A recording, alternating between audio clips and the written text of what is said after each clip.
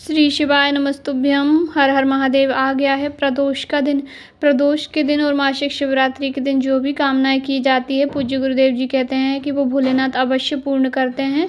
यदि आपकी कोई मनोकामना है, आप कह कह के भोलेनाथ से थक गए हैं, हार गए हैं, आपकी कामना पूरी नहीं हो रही है, आपके मन में ख्याल आ रहा है कि सबकी मनोकामना भोलेनाथ पूरी करते हैं, सबके पत्र आते हैं कथा में, परंतु हमारा कोई पत्र नहीं आता है, हमारी मनोकामना नहीं पूरी होती है, भोलेनाथ हमारी क्यों नहीं सुनते हैं, तो पूज्य गुरुदेव जी की कथा का एक अद्भुत और अचूक उपाय है। आप इसे मासिक शिवरात्रि पर या प्रदोष के दिन, जो कि कल मंगलवार की प्रदोष पड़ रही है, इस दिन अवश्य करें।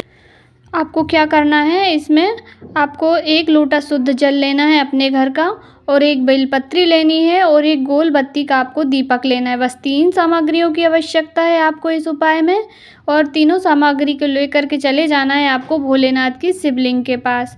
तो आपको ये इसमें शिवलिंग पे जल नहीं समर्पित करना है, जल लेकर के जाना है, पर आप क्रम समझ लीजिए सबसे पहले। और यदि आप किसी भी कोई चंदन है आपके पास, लाल चंदन, पीला चंदन या केसर कुछ भी है, तो आप बेलपत्री पर चंदन की बिंदी लगा लीजिए, और बिंदी लगाने के बाद उसको अपनी कामना कह, जो बेलपत्र है उसको आप पहले माता, जो पार्वती माता का हस्तकमल होता है शिवलिंग में, जो जलाधारी होती है शिवलिंग का कटी भाग, उस पर स्पर्श कराइए, टच कराइए, छुआ दीजिए। उसके बाद अपना नाम और गोत्र बोल करके, आपकी कामना बोल करके भोलेनाथ की शिवलिंग पर समर्पित कर दीजिए। जब आप समर्पित करें तो बेलपत्री की जो बीच वाली पत्ती है वह आपकी ओर होनी चाहिए, और डंडी का मुख विपरीत दिशा में, जिस तरफ से जल बह करके नीचे जाता है उस तरफ होना चाहिए। बेलपत्री आपने समर्पित कर दी। उसके बाद अब जो 1 लोटा आपके पास जल है उसको आपको कहाँ समर्पित करना है जान लीजिए। सबसे पहले शिवलिंग में जो गणेश जी का स्थान है राइट भाग में, वहाँ पर समर्पित करिए थोड़ा सा स्वामी कार्तिक के स्थान पर दूसरे नंबर पर, और तीसरे नंबर पर आपको माता अशोक सुंदरी के स्थान पर समर्पित करना है, और चौथा जहाँ पर पार्वती माता का हस्त कमल है, जहाँ पर आपने बेलपत्री को टच कराया था, वहाँ पर समर्पित कीजिए। अब आपको थोड़ा जल आपका बच गया है, उसके बाद आपको वो पूरा जल महादेव की शिवलिंग पे समर्पित नहीं करना है। यहाँ पे 4 जगह आपने जल समर्पित कर दिया। उसके बाद जो आपका जल है और जो एक दीपक है आपके पास, उस दीपक को और बचे हुए जल को लेकर के आपको किसी बेलपत्री के वृक्ष के नीचे जाना है। आप मंदिर गए हैं तो मंदिर में भी बेलपत्री का वृक्ष होता है, और यदि मंदिर में नहीं है तो आपके घर पे है, तो आप आपके घर लौटा कर ले आइए। और यदि आप रास्ते में कहीं पर भी बेलपत्री का वृक्ष है तो आप वहाँ पर पहुँच जाइए। बेलपत्री के वृक्ष के नीचे पहुँच गए हैं तो सबसे पहले आप जो एक दीपक है उसको प्रज्वलित कर दीजिए। उसके नीचे आसन ज़रूर दीजिएगा, चावल के दाने, गेहूं के दाने, जो भी आप लेकर के गए हैं, दीपक प्रज्वलित कर दीजिए। और जो बाकी का जल बचा हुआ है उसको श्री शिवाय नमस्तुभ्यम, ओम नमः शिवाय, हर हर महादेव कहते हुए भोलेनाथ, वो जो बेलपत्री का वृक्ष है उसकी जड़ में पूरा जल समर्पित कर दीजिए। अपनी कामना कह दीजिए और अपने हृदय की बात कह दीजिए। पूज्य गुरुदेव जी कहते हैं कि ये जो उपाय है इसका वर्णन गीता प्रेस गोरखपुर की शिव महापुराण में, स्कंद पुराण में, ब्रह्म वैवर्त पुराण में भी इसका वर्णन है, तो आप अवश्य करें इस उपाय को। गुरुदेव जी कहते हैं कि यदि आपने बहुत सारी मनोकामनाएं कर ली, बहुत सारे उपाय कर लिए, और यदि भोलेनाथ ने आपकी नहीं सुनी है, तो भोलेनाथ कहते हैं कि जो भी व्यक्ति जिसकी कामना पूरी नहीं हुई है वह इस तरह से जल कर चढ़ाकर, और माता अशोक सुंदरी के स्थान पर, गणेश जी के स्थान पर, माता पार्वती के हस्त कमल पर जल चढ़ा करके, और शिवलिंग पर ना चढ़ा के, और बेलपत्री के वृक्ष के नीचे जो कोई जल समर्पित कर देता है उसको उसका दोगुना फल मिलता है। मतलब कि आप जितना मांगोगे भगवान से उतना दोगुना फल आपको मिलेगा। तो यह अचूक उपाय है। यदि आप प्रदोष के दिन ना कर पाएँ तो मासिक शिवरात्रि के दिन अवश्य करें। मासिक शिवरात्रि 10 तारीख को तक रहेगी। मासिक शिवरात्रि 10 तारीख को शाम तक रहेगी, इसलिए 9 तारीख को कल प्रदोष है और रात को शिवरात्रि लग जाएगी। रात को 9 बजे के बाद शिवरात्रि लग जाएगी, तो पर शिवरात्रि 10 तारीख तक रहेगी। तो आप ये उपाय 9 जनवरी को और 10 जनवरी को किसी भी दिन कर सकते हैं, अवश्य कीजिएगा। आइए बढ़ते हैं अगले उपाय की ओर। दूसरा उपाय बीमारी के लिए है, रोग बीमारी। यदि आपके घर में कोई बहुत बीमार है, उसकी बीमारी समाप्त नहीं हो रही है, तो आप या तो प्रदोष के दिन या शिवरात्रि के दिन, दोनों दिन में से किसी भी दिन इस उपाय को करें। इसमें आपको क्या लेना है, 1 लोटा शुद्ध जल लेना है, और 7 धतूरे लेने हैं, और एक लेनी है मूली, थोड़ी सी मूली ले लें। यदि धतूरे आपको नहीं मिलते हैं तो आप देखिएगा पूजा पाठ की जो दुकान होती है मंदिर के आसपास, उन पे आपको धतूरे इजीली मिल जाएंगे। 7 धतूरे ले लीजिए, 1 लोटा जल ले लीजिए और मूली ले लीजिए कलावा, और लेकर के पहुंच जाइए देवाधिदेव महादेव जी के शिवलिंग के पास। उत्तर दिशा की ओर मुख करके बैठ जाइए। उसके बाद जो आपके पास 7 धतूरे हैं उसमें से 1 धतूरे के ऊपर मूली लपेट लीजिए। मूली कलावा जो है आपके पास अच्छे से उसके ऊपर लपेट लीजिए और फिर उसको चंद्रमौली महादेव जी का नाम लेकर भोलेनाथ की शिवलिंग पर समर्पित कर दीजिए। धतूरा समर्पित कर दिया एक। अब जो आपके पास 6 धतूरे बचे हुए हैं उसमें से 1 धतूरा गणेश जी के स्थान पर समर्पित कर दीजिए, दूसरा स्वामी कार्तिकेय के स्थान पर कर दीजिए, तीसरा धतूरा आपको माता अशोक सुंदरी के स्थान पर समर्पित करना है, चौथा धतूरा आपको करना है माता रानी के हस्त कमल पर, जहाँ पर कटी भाग पर शिवलिंग रखा हुआ होता है वहाँ पर।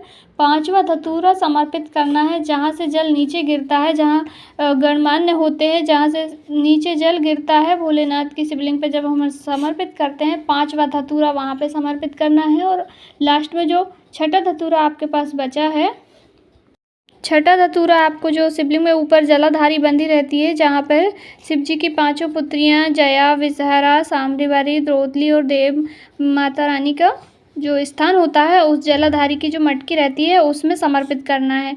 और 7वां धतूरा तो आपने भोलेनाथ की शिवलिंग पर मूली बांध कर पहले ही समर्पित कर दिया, तो 7 धतूरे हो गए हमारे।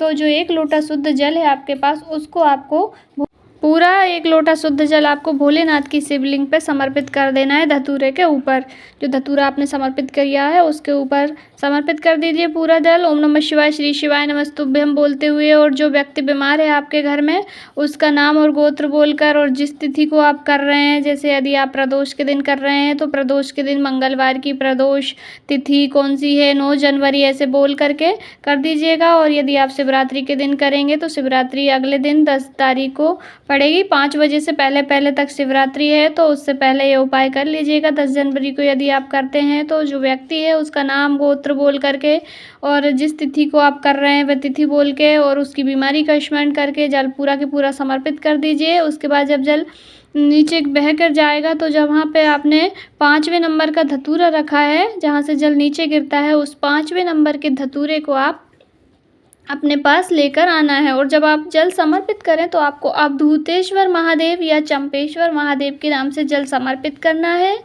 और जब जल नीचे गिर के जाएगा तो 5वें नंबर का जो धतूरा है उसको लेकर के आपको घर आ जाना है। घर आके जो व्यक्ति बीमार है आपके घर में, जिसकी बीमारी समाप्त नहीं हो रही थी, उसको सबसे पहले उसके माथे पर स्पर्श कराना वो धतूरा, फिर कंठ पर स्पर्श कराना और फिर हृदय पर स्पर्श कराना। 3 जगह पर उस धतूरे को स्पर्श करा देना। और अगले दिन यानी कि आज उपाय किया है तो कल आपको जो धतूरा आपने लेकर आए थे उसको किसी भी बेलपत्री के वृक्ष के नीचे छोटा सा एक गड्ढा खोदकर उसमें उस धतूरे को आप गड्ढा खोद के ज़मीन में गाड़ दीजिए। पूज्य गुरुदेव जी कहते हैं कि इस उपाय को यदि आपने प्रदोष पर या मासिक शिवरात्रि पर कर लिया तो जो भी रोगी व्यक्ति है उसके रोग अतिशीघ्र समाप्त होंगे। तो आप अवश्य कीजिएगा, रोग मुक्ति का अचूक उपाय है। आइए बढ़ते हैं आज के तीसरे उपाय की ओर। अब हमारी वीडियो का आखिरी और तीसरा उपाय है वो उन लोगों के लिए है यदि पति पत्नी में आपस में प्रेम नहीं है, लड़ाई झगड़े होते हैं, बात तलाक तक पहुंच गई है, बहुत ज़्यादा लड़ाई होती है, आप परेशान हो चुके हैं, तो प्रदोष और शिवरात्रि के 2 अलग अलग उपाय हैं। इसमें से आप कोई सा भी कर लीजिएगा। यदि आप प्रदोष के दिन उपाय कर रहे हैं तो आपको क्या चाहिए, 1 लोटा शुद्ध जल और थोड़ा सा गौ माता का दूध, बस थोड़ा सा 1-2 चम्मच दूध चाहिए गौ माता का। लेकर के पहुंच जाइए महादेव जी की शिवलिंग के पास। जब आप शिवलिंग के पास पहुंच गए हैं तो जो भी गए हैं, पति गए हैं पत्नी गए हैं, दोनों में से कोई भी गया है, तो जो अनामिका उंगली होती है, जो हमारी छोटी वाली उंगली की साइड वाली जो उंगली होती है उसको अनामिका उंगली कहते हैं, उस उंगली से आपको माता पार्वती के हस्त कमल पर वो जो दूध है उस दूध में अपनी अनामिका उंगली को डुबा करके और माता पार्वती के हस्तकमल के दूध की उंगली को आप माता पार्वती के हस्तकमल पर फेर दीजिए। उसके बाद जो आपके पास 1 लोटा शुद्ध जल है उसको आप भोलेनाथ की शिवलिंग पर शिव शक्ति का स्मरण करके शिव शक्ति के नाम से उस जल को समर्पित कर दीजिए। और जब जल बह कर जाएगा तो वहाँ पर आप उसी लोटे से थोड़ा जल प्राप्त कर लीजिए, थोड़ा जल झेल लीजिए और दोनों पति पत्नी को उस जल का आचमन कर लेना है। और ये उपाय आप करेंगे तो प्रदोष के दिन करिए। प्रत्येक प्रदोष को करना प्रारंभ कर दीजिए, आपके घर में लड़ाई झगड़े नहीं होंगे। और दूसरा उपाय आपको ठीक शिवरात्रि पर करना है दूसरे दिन। तो वह कैसा है, उसमें आपको जो कनेर का पुष्प होते हैं, पीले कनेर के पुष्प, उसकी एक माला बनानी है। माला थोड़ी लंबी बनानी है, इतनी लंबी बनानी है कि जो ऊपर जलाधारी बंदी होती है, जहाँ पर शिव जी की 5 पुत्रियाँ होती हैं, उसमें आप उस माला को टांगेंगे। और जो माला वहाँ पर जहाँ पर गणेश जी का स्थान है शिवलिंग में, माता सुख सुंदरी का जो स्थान है, वहाँ तक टच होनी चाहिए। इतनी बड़ी माला आपको बना के और भोले जहाँ पर जलाधारी बंदी रहती है वहाँ पर से उसको टांग दीजिए। पूज्य गुरुजी कहते हैं कि इस उपाय को जो भी स्त्री, घर की स्त्री या घर का पुरुष जो भी लड़ाई झगड़े से परेशान है, वो यदि इस उपाय को शिवरात्रि के दिन कर लेता है, तो यदि रिश्ता टूटने ही वाला होता है, बात तलाक तक पहुंच जाती है, यदि आपकी केस की आखिरी सुनवाई भी है, तब भी आपकी तलाक होते होते बच जाएगा और रिश्ता टूटने से बच जाएगा। तो यदि आपके घर में भी ऐसी कोई प्रॉब्लम है, बात तलाक तक आ गई है, तो इस उपाय को आप शिवरात्रि के दिन अवश्य कीजिएगा। बहुत आसान उपाय है। यदि मेरी दी हुई जानकारी आपको अच्छी लगी हो तो प्लीज़ वीडियो को लाइक करें, और अगर आपने चैनल को सब्सक्राइब नहीं किया है तो चैनल को सब्सक्राइब अवश्य करें। यदि वीडियो से रिलेटेड आपके मन में कोई डाउट है या कहीं पे उपाय समझ नहीं आया है तो आप कमेंट करके अवश्य पूछें, और कमेंट बॉक्स में श्री शिवाय नमस्तुभ्यम, हर हर महादेव, ओम नमः शिवाय अवश्य टाइप करें। भोलेनाथ आपकी सारी मनोकामनाएं पूर्ण करें। श्री शिवाय नमस्तुभ्यम।